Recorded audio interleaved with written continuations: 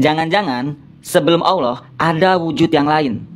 Karena Roh bilang alam semesta ini bukan dari ketiadaan dan bukan pula terjadi dengan sendirinya. Semua itu ada sebabnya alias ada penciptanya. Lalu Allah sendiri awal mulanya gimana? Siapa yang menciptakan Allah? Gini, gua udah terangin tentang analogi angka satu. Satu tidak tercipta dari angka manapun. Ketika lo pengen lihat Tuhan, gua analogikan tentang angin. Angin ada tapi tak terlihat.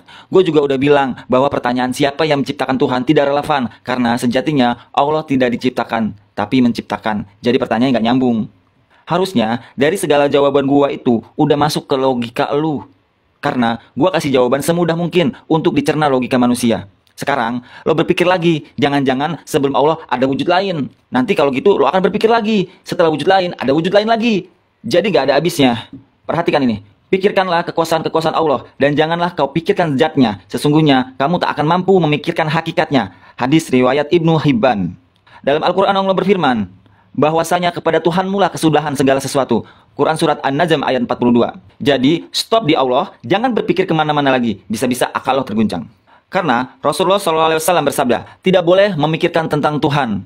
Al-Bagawi bilang, setan datang kepada seseorang di antara kalian, lalu mengatakan, membisikkan kepadanya, siapakah yang menciptakan ini, dan siapakah yang menciptakan ini, hingga akhirnya setan mengatakan, siapakah yang menciptakan Tuhanmu? Apabila sampai kepada seseorang di antara kalian hal tersebut, hendaklah ia memohon perlindungan kepada Allah dan menghentikannya. Jadi, tidak usah memikirkannya. Banyak orang yang dulu sholat, ketika sekolah filsafat tidak sholat, alasannya sampai menemukan jati diri Tuhan. Bukan berarti tidak boleh belajar filsafat, silahkan belajar filsafat, tapi tauhidnya dibenerin dulu, sehingga tidak murtad di kemudian hari.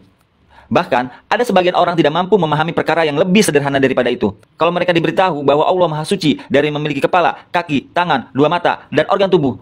Allah juga bukan materi yang tersusun atas partikel-partikel yang memiliki volume dan ukuran. Maka mereka akan langsung mengingkarinya dan menganggap bahwa ucapan itu telah melecehkan Allah dan meniadakan keagungan Allah.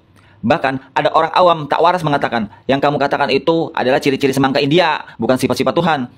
Sebab menurut si awam ini, keagungan itu diukur dari organ tubuh. Begitulah, manusia tidak mengenal kecuali dirinya sendiri, sehingga ia tidak menganggap agung sesuatu yang tidak sama dengan dirinya sendiri. Setiap yang tidak sama dengannya dianggap tidak agung. Memang, ujung-ujungnya ia akan membayangkan dirinya berwajah ganteng, sedang duduk di atas ranjangnya, dikelilingi oleh pelayan-pelayan muda yang tunduk patuh padanya. Tidak heran kalau seperti itu juga ia membayangkan Tuhannya sehingga akan dianggap agung kalau sudah seperti itu. Bahkan, andaikan lalat punya akal dan diberitahu bahwa penciptamu tidak punya dua sayap, tangan, kaki, dan tidak bisa terbang, pasti ia akan mengingkarinya dan mengatakan, bagaimana mungkin penciptaku lebih cacat daripada aku? Logiskah yang tidak punya sayap dan tidak bisa terbang dianggap sebagai penciptaku? Mungkinkah aku punya organ tubuh sedangkan ia tak punya organ tubuh? Akal kebanyakan makhluk kurang lebih seperti itu. Manusia adalah makhluk yang sangat bodoh, jolim, dan kufur. Oleh sebab itu, Allah mewahyukan kepada sebagian nabinya, janganlah kamu beritahu hamba-hambaku tentang sifat-sifatku, nanti mereka akan mengingkariku. Tapi beritahu mereka tentang aku sesuai kadar akal mereka dengan bahasa yang mereka pahami. Begitulah bahayanya memikirkan zat Allah, sehingga demi menjaga adab syariat dan demi kemaslahatan makhluk dilarang memikirkan dengan otak. Kitab Ihya Ulumuddin.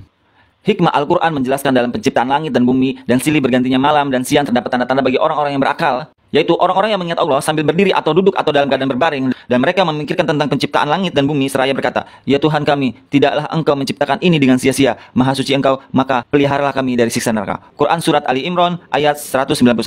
Wallahu a'lam bishawab. Satu lagi, ingat, akal manusia terbatas, jadi jangan memaksakan, bisa gila kamu. Saya tidak pernah